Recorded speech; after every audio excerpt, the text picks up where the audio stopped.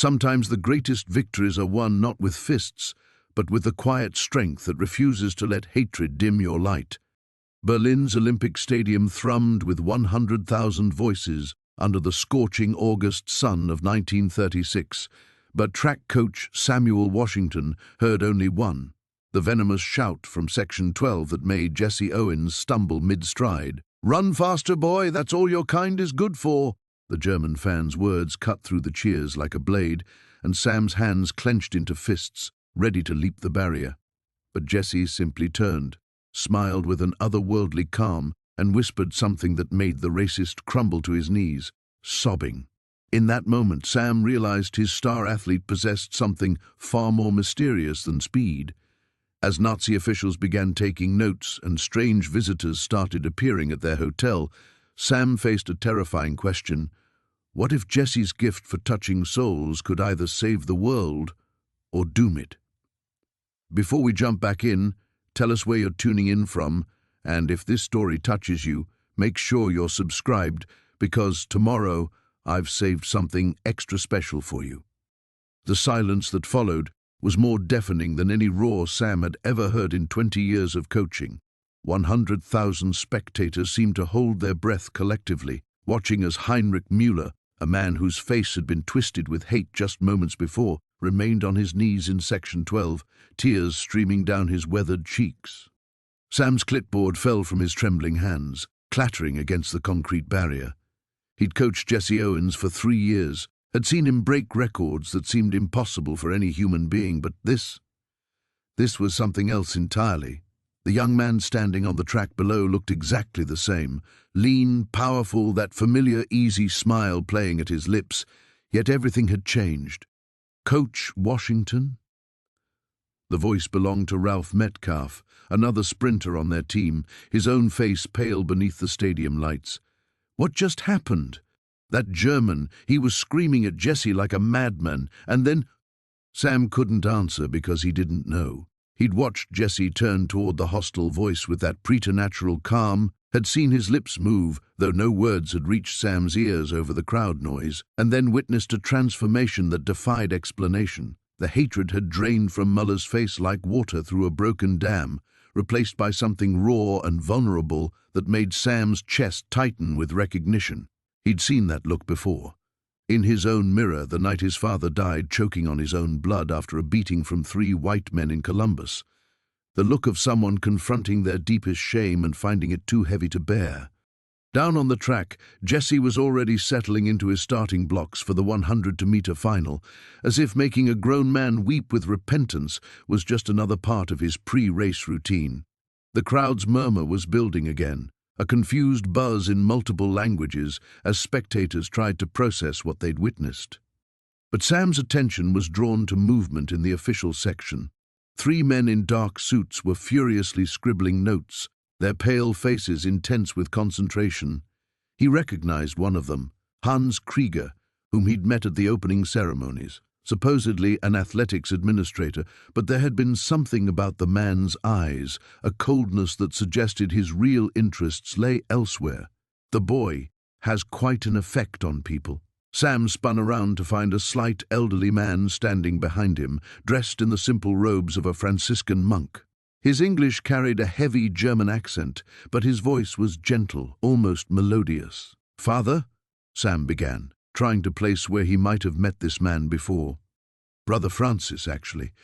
I work with the church mission here in Berlin." The monk's eyes remained fixed on Jesse, who was now stretching his powerful legs. "I've been watching young Mr. Owens since the games began.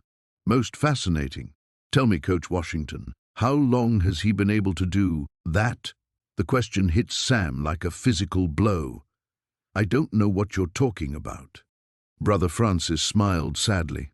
"Of course not, but perhaps you should start paying closer attention. There are others who certainly are." He nodded toward the official section, where Krieger was now speaking animatedly to a stern-faced woman with silver hair. "Some gifts are too dangerous to ignore, especially in times like these." Before Sam could respond, the starting gun's crack split the air. All 8 runners exploded from their blocks, but Sam found himself watching the officials more than the race. Krieger and his companions were leaning forward intently, their notebooks forgotten as they studied Jesse's form with scientific precision. Jesse crossed the finish line in 10.3 seconds, a new Olympic record that should have sent the stadium into hysteria, but the celebration felt muted, uncertain. Up in Section 12, Heinrich Müller was slowly rising to his feet, his face transformed. Where murderous hatred had lived minutes before, Sam now saw something that looked almost like reverence. "Remarkable," Brother Francis murmured. "To turn an enemy's heart so completely. Your young friend possesses a very rare gift indeed." "He's just a runner," Sam said, but the words felt hollow even as he spoke them. He's just Jesse." "Yes," the monk agreed.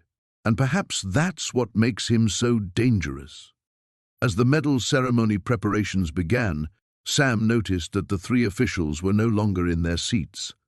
His eyes swept the stadium until he spotted them moving through the crowd with purpose, heading toward the athlete's exit. Toward Jesse. "I have to go," Sam muttered, pushing past Brother Francis. "Coach Washington," the monk called after him. "A word of advice. Some doors, once opened, can never be closed again. Your friend is standing at the threshold of one such door. The question is, will he walk through it, or will others push him?" Sam broke into a run, his heart hammering against his ribs. Behind him, the crowd was finally finding its voice, cheering for Jesse's incredible performance. But all Sam could hear was the monk's warning echoing in his ears, and all he could see were those cold, calculating faces moving through the crowd like sharks scenting blood in the water. Sam's lungs burned as he pushed through the maze of concrete corridors beneath the stadium, following the painted arrows toward the athletes' quarters. The celebratory roar from above had faded to a distant rumble, replaced by the echo of his footsteps and the rapid hammering of his pulse in his ears. Those three officials, Krieger and his companions, had at least a 2-minute head start, and they knew these tunnels far better than he did. He rounded a corner and nearly collided with a cluster of German athletic officials engaged in animated conversation. Their voices cut off abruptly as they noticed his coaching credentials, their eyes following him with the kind of suspicious interest that had become all too familiar over the past week. Sam forced himself to slow to a brisk walk, nodding politely as he passed. Running would only draw more attention, and right now Jesse needed him to be invisible. The irony wasn't lost on him that after 3 years of coaching Jesse Owens, 3 years of watching his protégé shatter records and defy every limitation placed on him, Sam was now the one desperately trying to catch up. It had always been that way, hadn't it? Jesse pushing forward while Sam scrambled to keep pace, to understand, to protect. He thought about their first meeting at Ohio State, when Jesse was still just a scrawny kid from Alabama with calloused hands and a quiet determination that reminded Sam of himself at that age. Back then, Sam's biggest concern had been whether Jesse could handle the pressure of competing against white athletes, whether the boy's natural talent could overcome the systematic disadvantages he'd face at every turn. Those had been simpler problems, ones that could be solved with extra training hours, careful strategy, and the kind of stubborn persistence that Sam had learned from his own father. Before the beating, before the funeral, before Sam had learned that some battles couldn't be won with determination alone. Now, as he finally spotted the entrance to the American team's quarters, Sam wondered if he'd been blind to what Jesse truly was. How many times had he witnessed small moments that should have raised questions? The way hostile crowds seemed to quiet when Jesse smiled. How opponents who'd been trash-talking before races often sought Jesse out afterward to shake his hand. The strange incident in Columbus last spring, when a lynch mob had literally turned around and walked away after Jesse spoke quietly to their leader.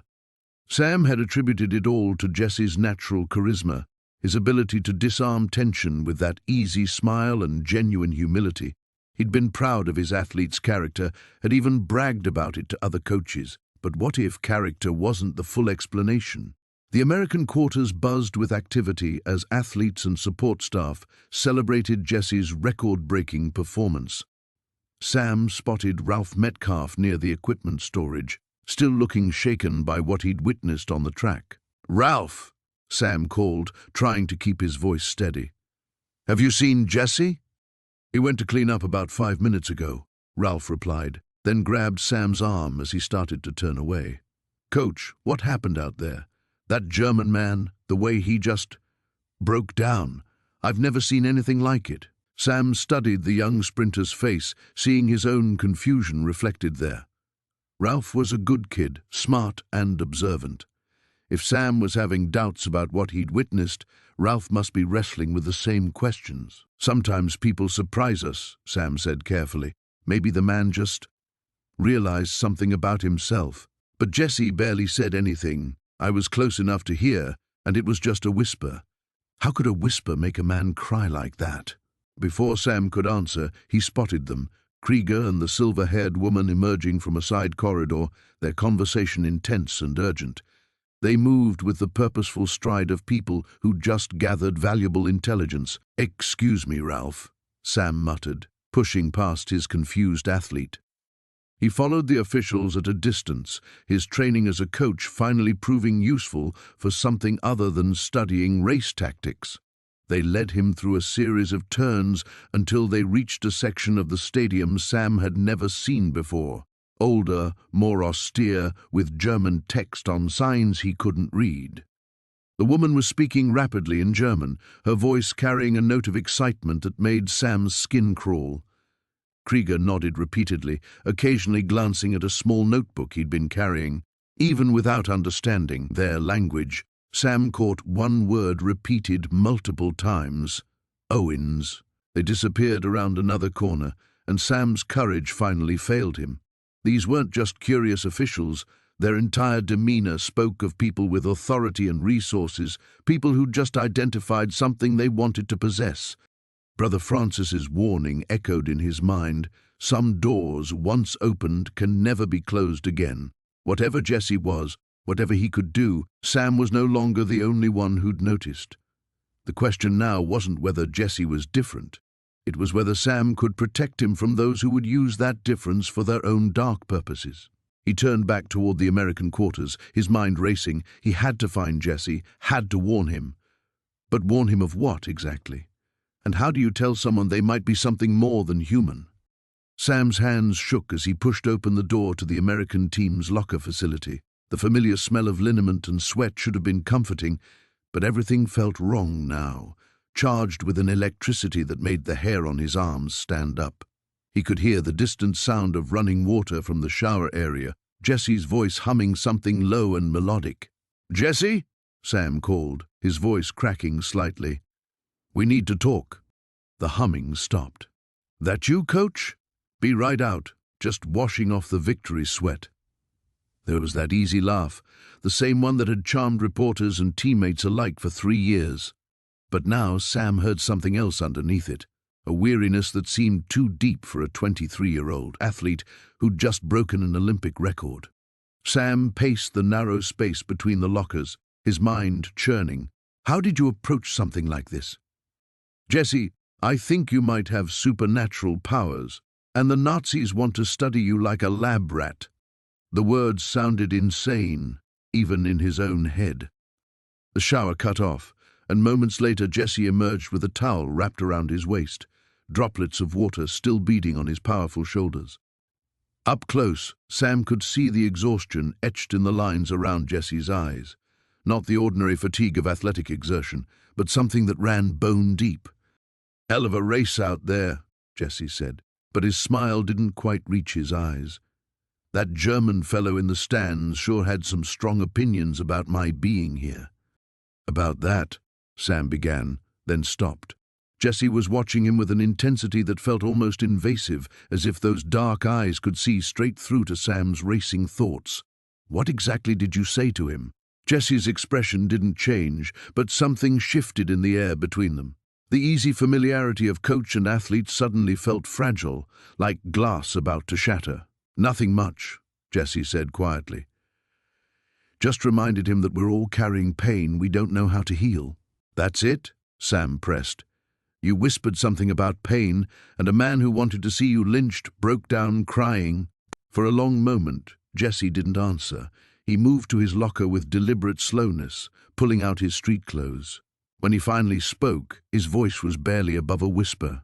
"Coach, there are some things about me. Things I've never told anybody. Things I'm not sure I understand myself." Sam's heart hammered against his ribs. "What kind of things, Jesse?" "Sometimes when I look at people, really look at them, I can see what's eating them alive inside. Their fears, their guilt, their shame. And sometimes—" Jesse paused, his hands stilling on the buttons of his shirt. "Sometimes I can show them that they don't have to carry it alone." The words hit Sam like a physical blow. 3 years of coaching, of thinking he knew everything about this young man, and he'd been blind to something this fundamental. "How long have you been able to do this?" "Since I was a kid in Alabama. Started small, helping my grandmother calm down difficult horses, settling fights between my brothers. I thought everybody could do it at first." Jesse's laugh was bitter now. "Took me a while to figure out that seeing into people's souls isn't exactly a common talent." Before Sam could respond, footsteps echoed in the corridor outside, multiple sets, moving with military precision. Jesse's head snapped up, his entire body going rigid with an alertness that reminded Sam of a deer-scenting hunter's. "We have to go," Jesse whispered urgently. "Now." "What? Why?" The door burst open without warning. Krieger stood in the entrance, flanked by 2 men in SS uniforms, their black boots gleaming under the fluorescent lights. Behind them, the silver-haired woman watched with predatory interest. "Mr. Owens," Krieger said in heavily accented English, his voice deceptively polite. "Congratulations on your magnificent performance today. We would very much like to speak with you about your unique approach to competition." Sam stepped protectively in front of Jesse, his coach's instincts overriding his fear. "This is the American team facility. You have no authority here." Krieger's smile was razor-thin. "I'm afraid you misunderstand the situation, Coach Washington. We are conducting official Olympic research into exceptional athletic performance. Mr. Owens has demonstrated abilities that warrant further study." "What kind of study?" Jesse asked quietly, and Sam could hear the steel beneath the calm. The silver-haired woman stepped forward, her pale eyes gleaming with scientific hunger. "The kind that could change the world, young man. What you did to Heinrich Müller today, that was no ordinary human interaction. We have been searching for individuals with your particular gifts for quite some time." Sam felt the walls of their ordinary world crumbling around them. Whatever Jesse was, whatever he could do, it was no longer their secret. The choice was brutal in its simplicity: cooperate with these people and risk Jesse being used as a weapon, or run and risk everything they'd worked for. Jesse's hand found Sam's shoulder, steady and reassuring despite the danger surrounding them. In that touch, Sam felt his answer crystallizing. Some things were worth more than Olympic medals or coaching careers. Some things were worth fighting for, no matter the cost. The weight of Jesse's hand on his shoulder should have been reassuring, but instead it felt like an anchor dragging Sam toward a decision he wasn't ready to make. His mouth opened, then closed, the words of defiance dying in his throat as he stared at the SS uniforms filling the doorway. These weren't college administrators or even American Olympic officials he could argue with. These were representatives of a regime that had already shown the world exactly how they dealt with people they considered undesirable. Sam's voice cracked, and he cleared his throat, buying time his racing mind desperately needed. "I think there's been some kind of misunderstanding." Krieger's smile widened, and Sam realized with sinking dread that his hesitation had been noted and catalogued. "No misunderstanding at all, Coach Washington. We simply wish to speak with Mr. Owens about his remarkable performance." "Surely that's reasonable?" "Reasonable." The word echoed mockingly in Sam's head. Nothing about this situation was reasonable. 3 days ago, his biggest concern had been Jesse's starting technique. Now he was facing Nazi officials who somehow knew about abilities that Jesse himself had only just revealed. How could Sam possibly navigate waters this treacherous when he still couldn't fully grasp what they were dealing with? Behind him, Jesse remained perfectly still, but Sam could feel the tension radiating from his athlete's body like heat from a forge. For 3 years, Sam had been the one making the decisions, which meets to enter, what training regimen to follow, how to handle the press. Now, when the stakes had never been higher, he felt paralyzed by the enormity of what hung in the balance. If they refused to cooperate, what would happen? The Olympics would continue without them, certainly. The Nazi regime would find other ways to pursue their research. But Jesse, what would become of Jesse? Would they be allowed to simply return to America, to pretend this conversation had never happened? Sam's gut told him that people who conducted research into supernatural abilities weren't the type to simply let valuable subjects walk away.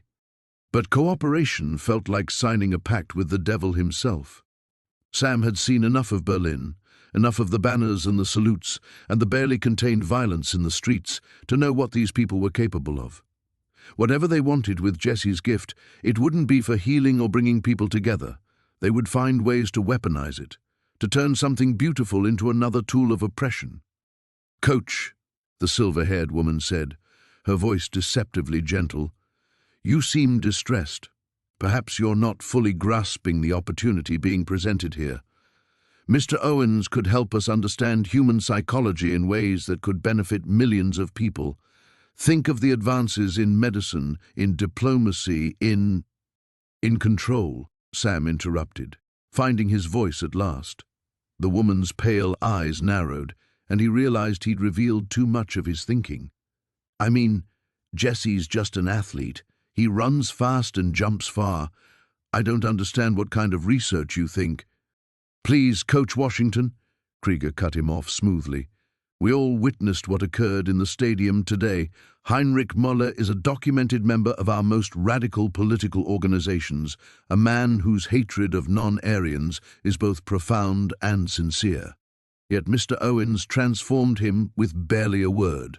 That is not the work of ordinary athletic ability." Sam felt sweat beading on his forehead despite the cool air in the locker room. Every instinct screamed at him to grab Jesse and run, but where could they go? They were in the heart of Nazi Germany, surrounded by thousands of officials and guards who would stop them at a word from Krieger. The American embassy was miles away, and Sam had no idea if their own government would protect them or simply hand Jesse over to avoid an international incident. The silence stretched until Sam could hear his own heartbeat pounding in his ears.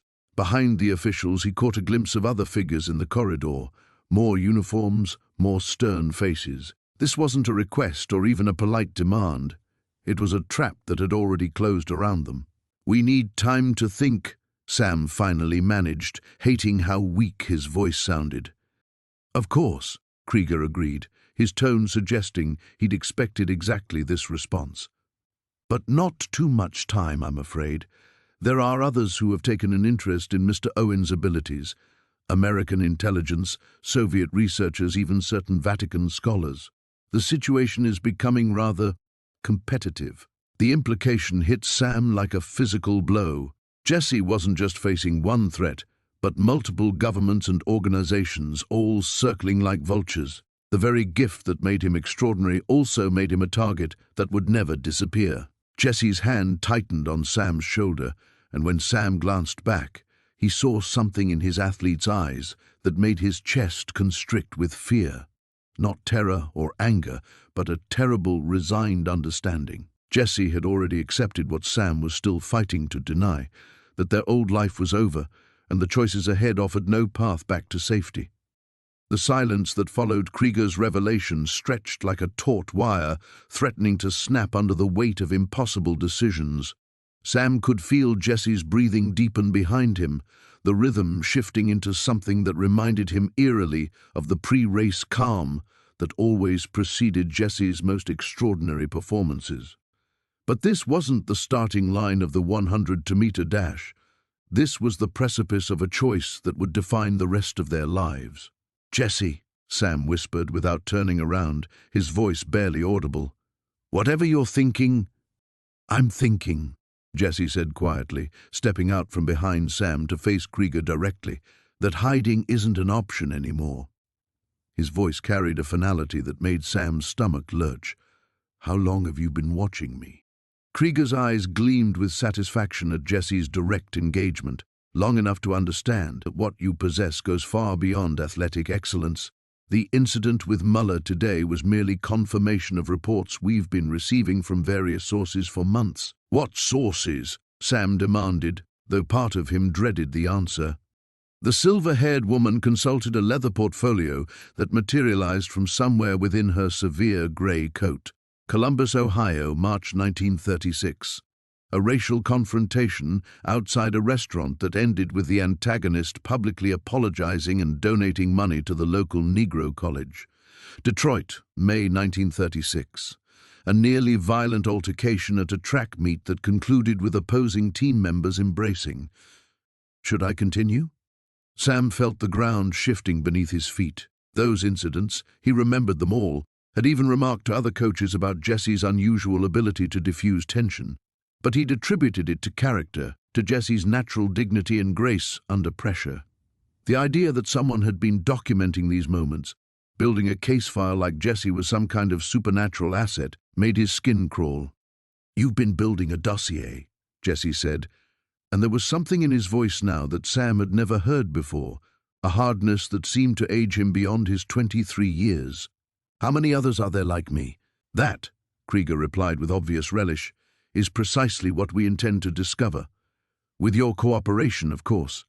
Sam watched Jesse's face, searching for any sign of the young man he'd coached through 3 years of competitions, through homesickness and racism, and the crushing pressure of carrying his people's hopes on the Olympic stage.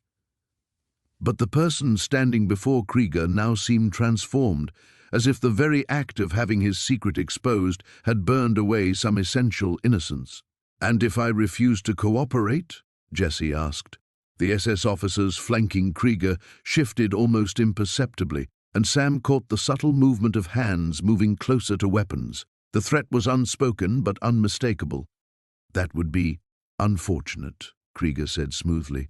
"For everyone involved, your government is quite eager to maintain positive relations during these Olympics. I doubt they would appreciate American athletes causing international incidents over what amounts to a simple research opportunity." Sam felt something crystallize in his chest, a cold, clear rage that cut through his fear and confusion like a blade.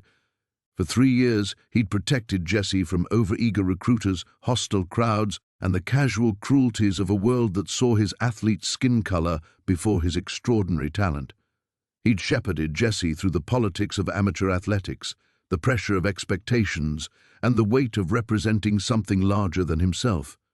Now these people wanted to reduce Jesse to a specimen, to turn his gift for healing human hearts into a tool for their twisted vision of racial superiority. The decision, when it came, felt less like a choice than an inevitability. "No," Sam said, stepping back to stand shoulder to shoulder with Jesse. "We're leaving." Krieger's eyebrows rose in apparent surprise. "Coach Washington, I don't think you fully appreciate—" "I appreciate that you're threatening an American citizen on foreign soil," Sam interrupted, his voice gaining strength with each word. "I appreciate that you've been spying on us for months without authorization from our government, and I appreciate that if anything happens to us here, there are going to be some very uncomfortable questions asked in very public forums." It was a bluff, and probably a poor one, but Sam could see uncertainty flicker across the officials' faces. The Olympics were a stage watched by the entire world, and even Nazi Germany couldn't afford certain kinds of international incidents. Jesse moved beside him, and Sam felt something pass between them, an understanding that transcended their roles as coach and athlete. Whatever came next, they would face it together.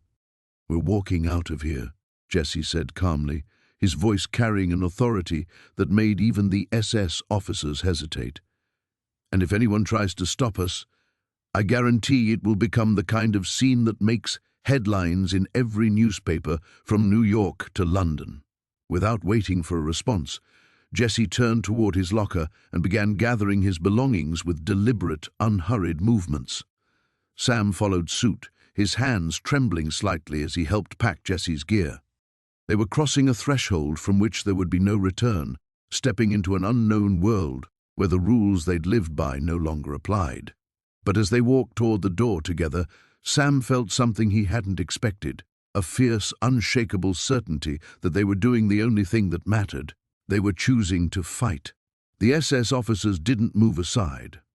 For a heartbeat that stretched into eternity, Sam found himself staring at polished black boots and crisp uniforms, the reality of their situation crashing down like a physical weight.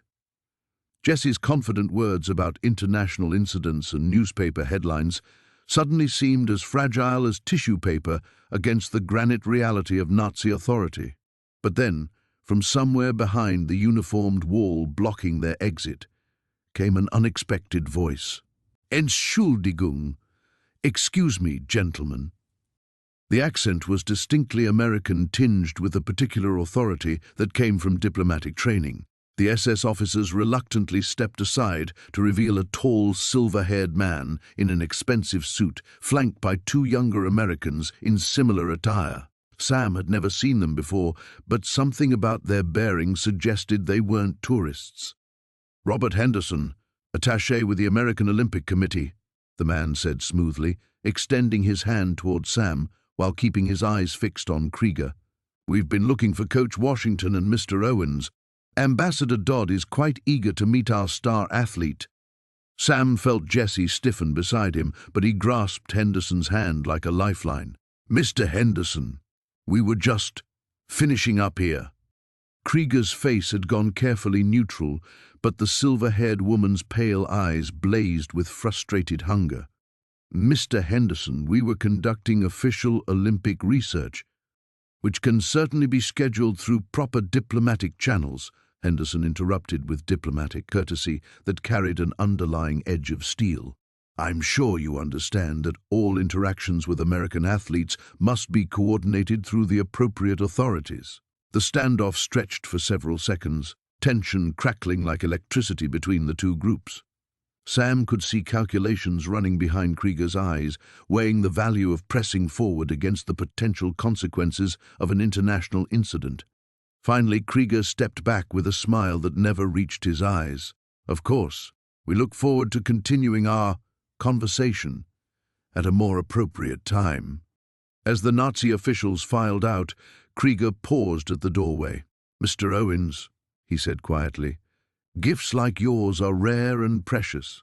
It would be unfortunate if they were misunderstood by those unprepared to appreciate their full potential. Then they were gone, leaving only the lingering scent of leather and menace. Henderson waited until the footsteps faded before turning to face them fully. Gentlemen, I think we need to talk, but not here.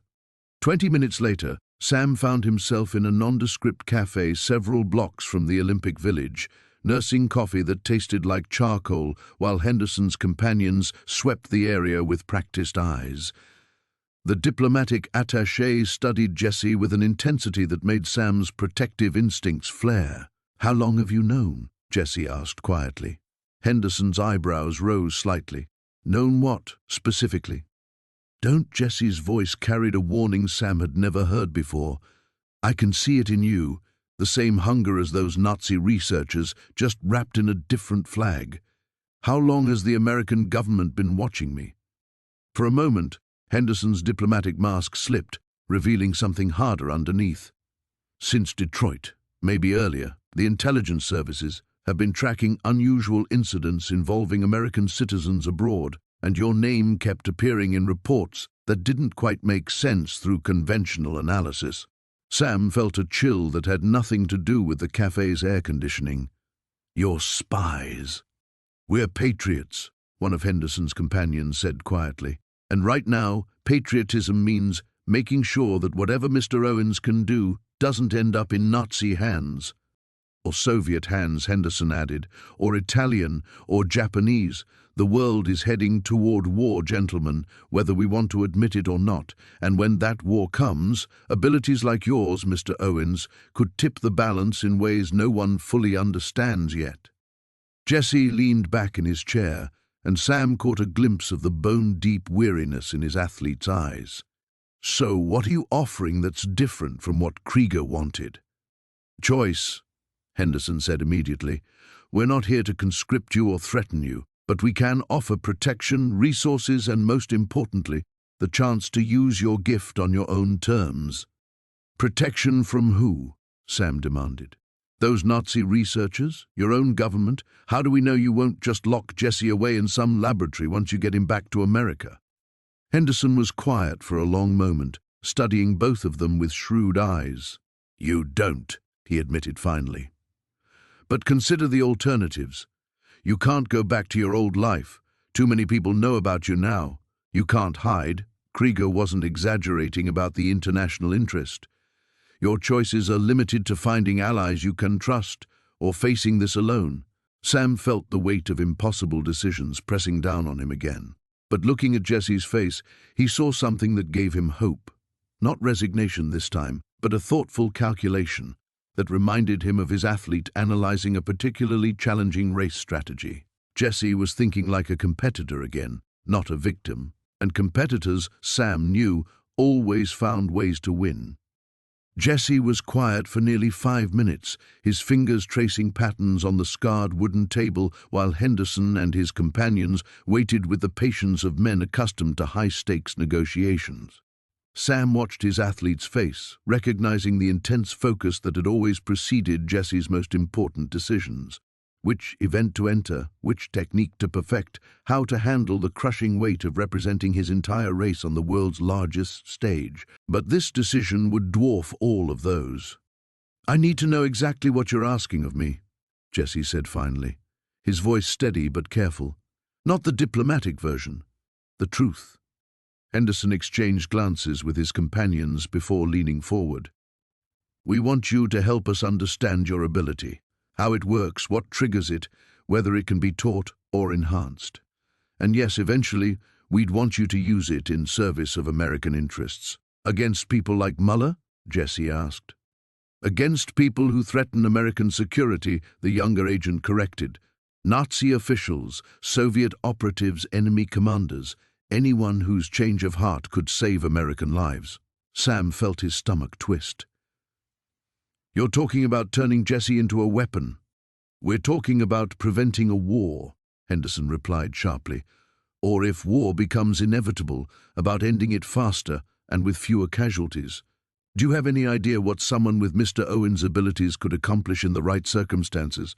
A single conversation with the right person could prevent invasions, stop massacres, change the course of history. Jesse's hand moved to rest on Sam's arm, a gesture that somehow conveyed both comfort and warning. And if I refuse? Then you're on your own, Henderson said bluntly. We'll extract you from Berlin safely, that much we can guarantee. But after that, you'll be facing every intelligence service in the world without backup, without resources, and without friends in high places. The cafe around them buzzed with ordinary conversation, tourists discussing sightseeing plans, locals debating politics in hushed tones, the comfortable rhythm of people living normal lives. Sam envied them their simplicity, their ability to worry about mundane things like dinner reservations and train schedules. When had his world become populated by spies and supernatural abilities and decisions that could reshape nations? There's something else, Jesse said quietly, and something in his tone made both Sam and Henderson lean closer. What happened with Muller today? It's never been that strong before. Usually when I connect with someone, I can see their pain, help them process it, maybe guide them toward healing. But with him, it was like I could rewrite fundamental parts of who he was. Henderson's eyes sharpened with interest. You think your abilities are growing stronger? I think being in Berlin is affecting me somehow, Jesse admitted. Ever since we arrived, everything feels amplified, more intense, like there's something in this place that's feeding whatever this gift is. Sam remembered the strange sensations he'd been experiencing around Jesse lately, the moments when the air seemed to shimmer, when conversations felt charged with unusual significance. The Nazi researchers mentioned something about ley lines, mystical energy. What if they're right about Berlin being special? Then we need to get you out of here before they figure out how to harness that enhancement, Henderson said immediately. If your abilities are being magnified by something specific to this location, that's information that cannot fall into Nazi hands. Jesse shook his head slowly. Running away won't solve the fundamental problem. Whether my abilities are growing stronger or not, they're not going to disappear, and neither are the people who want to use them. So, what are you proposing? Sam asked, though he thought he could see the direction of Jesse's thoughts. I'm proposing we stop letting other people make decisions about my life, Jesse said, his voice gaining strength. Henderson, your people want to use my gift to serve American interests. Fine, but I want guarantees, real ones, not diplomatic promises. I want to know exactly what missions I'd be asked to undertake, and I want veto power over anything that contradicts my moral principles. Henderson started to speak, but Jesse held up a hand. I'm not finished. I also want Sam protected, full security clearance, involvement in all planning, complete knowledge of what I'm being asked to do, and I want regular contact with my family, my community, the people who matter to me. I won't disappear into some government program and emerge 5 years later as a stranger to myself. The negotiations had begun in earnest now, Sam realized. Jesse wasn't accepting or refusing. He was taking control, setting the terms under which he might be willing to cooperate. It was a masterful display of the same mental toughness that had carried him to 4 Olympic gold medals, but applied to stakes far higher than any athletic competition. Outside the cafe windows, Berlin continued its daily rhythm, unaware that the fate of nations might be decided over coffee and careful words in a room full of strangers plotting the future of the world. Henderson leaned back in his chair, his diplomatic mask slipping, to reveal something closer to genuine respect. Those are reasonable terms, Mr. Owens. I think we can work with... The cafe door burst open with such force that several patrons spilled their coffee. Sam's blood turned to ice as he recognized the silver-haired woman from the locker room, flanked by men in dark suits whose eyes swept the room with predatory efficiency. But these weren't the same Nazi officials from before. These operatives moved with a different kind of precision, their faces bearing the hard angles of people accustomed to violence. Entschuldigung, the woman said loudly, her voice carrying across the suddenly silent cafe. We are looking for lost American tourists. Perhaps someone has seen them? Henderson's companions were already moving, hands sliding toward concealed weapons, but the silver-haired woman raised her voice again. Of course, it would be unfortunate if innocent bystanders were caught in any confusion that might arise from their continued absence. Sam felt Jesse go rigid beside him. Following his athlete's gaze, Sam saw what had captured his attention.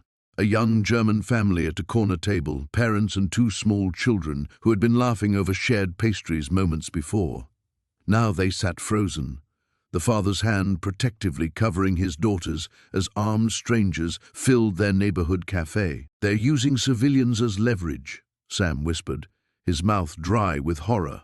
Henderson was speaking rapidly into a small device, but even Sam could see the tactical impossibility of their situation. Any confrontation here would endanger dozens of innocent people, and the Nazi operatives had positioned themselves to ensure maximum collateral damage. Jesse stood slowly, his movements deliberate and controlled. "What do you want?" he called across the cafe, his voice carrying that same supernatural calm Sam had witnessed during the incident with Muller. The silver-haired woman smiled with genuine pleasure. "Simply to continue our interrupted conversation, Mr. Owens. In a more appropriate setting, naturally." "Jesse, no," Sam hissed, grabbing his athlete's wrist. "You can't trust them." But Jesse's eyes were fixed on the German family, on the terror in the mother's face as she pulled her children closer. "Look around, Sam. How many people are going to get hurt if this turns into a gunfight? How many families will never go home tonight?" The weight of impossible choice pressed down on Sam like a physical force. Everything they'd learned, everything Henderson had promised, every hope of controlling Jesse's destiny on their own terms, it was all crumbling in the face of naked threat and Jesse's unwillingness to let innocents suffer for his freedom. "There has to be another way," Sam said desperately. Jesse's hand covered his, warm and steady despite the chaos surrounding them. "Maybe there is, but I can't see it from here." Henderson appeared at Sam's shoulder, his face grim. "We can get back up here in 15 minutes. 15 minutes too late for these people." Jesse interrupted. He looked directly at Sam then, and in his athlete's eyes, Sam saw the same resolve that had carried Jesse through 4 Olympic finals, the same unshakable determination to do what was right regardless of personal cost. "I need you to trust me, Sam. One more time." Sam felt something break apart inside his chest. Not just fear, but the last illusion that they could navigate this situation through careful planning and diplomatic maneuvering. The world they'd stumbled into operated by different rules, where supernatural abilities made nations scramble to rewrite their understanding of power, where ordinary people became pawns in games they couldn't even comprehend. "If you go with them," Sam said quietly, "you might not come back as yourself." Jesse's smile was sad but absolutely certain. "Then you'll have to find me and bring me home." Before Sam could respond, Jesse was walking across the cafe toward the silver-haired woman, his stride carrying the same easy confidence he'd displayed on every track Sam had ever watched him conquer. The Nazi operatives closed around him like a net, but Jesse moved among them as if he were simply changing lanes during a race. At the doorway, he turned back to look at Sam one last time. "Remember what I told you about gifts, Coach? They're not meant to be hoarded." Then they were gone, leaving Sam standing in a cafe full of terrified civilians while Henderson barked orders into his communication device and the weight of his greatest failure settled into his bones. He had spent 3 years protecting Jesse from the world's attempts to use him, exploit him, reduce him to something less than human, and in the end, it was Jesse's own humanity, his unwillingness to let others suffer for his sake, that had delivered him into the hands of people who saw him as nothing more than a tool to be sharpened. The ordeal had begun, and Sam understood with crystalline clarity that everything he'd believed about protection, about choice, about the possibility of controlling supernatural forces in an increasingly dangerous world had been torn away in a single moment of terrible decision. Now there was only the question of what he was willing to sacrifice to get Jesse back. The silence that followed Jesse's departure felt like death itself settling over the cafe. Sam stood frozen in the exact spot where his athlete had left him, his hands still extended from their final touch, watching the door that had swallowed the most important person in his life. Around him, German civilians slowly resumed their conversations in hushed, shaken voices, but their words might as well have been spoken underwater for all the sense they made to his reeling mind. Henderson was orchestrating some kind of response, his voice sharp and commanding as he spoke rapidly into his communication device, but Sam could barely process the words. Something about tracking vehicles, establishing perimeters, coordinating with local assets. The language of professionals trying to solve a problem that Sam now understood was fundamentally unsolvable. Coach Washington, Henderson's hand on his shoulder felt like an anchor dragging him back to a reality he no longer wanted to inhabit. "We need to move, now." Sam turned to face the diplomatic attaché, and the expression on Henderson's face confirmed what Sam's gut already knew. "You lost him, didn't you? All your resources, all your government connections, all your promises about protection, and you lost him in a Berlin cafe because some Nazi operatives were willing to threaten children." Henderson's jaw tightened, but he didn't deny it. "We'll get him back." "Will you?" Sam felt something dangerous rising in his voice, a fury that had been building since the moment Jesse walked away. "Or will you just find whatever's left after they're finished experimenting on him?" The cafe around them had mostly emptied now, patrons fleeing the lingering atmosphere of menace and violence. Only the German family remained at their corner table, the father counting out coins with hands that still trembled, while his wife gathered their children with protective urgency. Sam watched them and felt the full weight of Jesse's sacrifice settle into his bones like lead. His athlete had walked into captivity to save strangers, people whose names he didn't know, whose language he barely spoke, whose government had constructed an entire Olympic spectacle around the premise of his racial inferiority. And when faced with their potential suffering, Jesse hadn't hesitated for even a heartbeat. It was exactly what Sam should have expected, and exactly what he'd failed to prevent. Henderson was still talking, outlining contingency plans and extraction protocols, but Sam found himself remembering a conversation from 3 years earlier. "Jesse, barely 20 years old, sitting in the cramped office of their shared apartment, while Sam tried to explain why accepting certain sponsorship deals would compromise his integrity. "Coach," Jesse had said with that same calm certainty he'd displayed today, "you can't protect me from every choice I'll have to make. Sometimes a man has to decide what kind of person he wants to be, even when all the options are terrible." Sam had thought he understood then. He'd been wrong.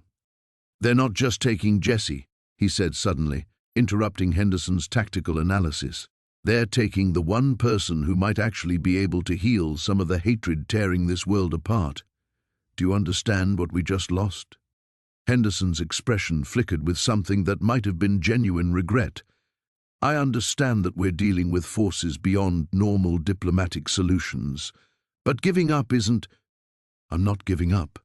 The words came out harder than Sam intended, edged with a determination he hadn't known he possessed. "But I'm done pretending that government protocols and careful planning are going to solve this. Jesse told me that gifts aren't meant to be hoarded.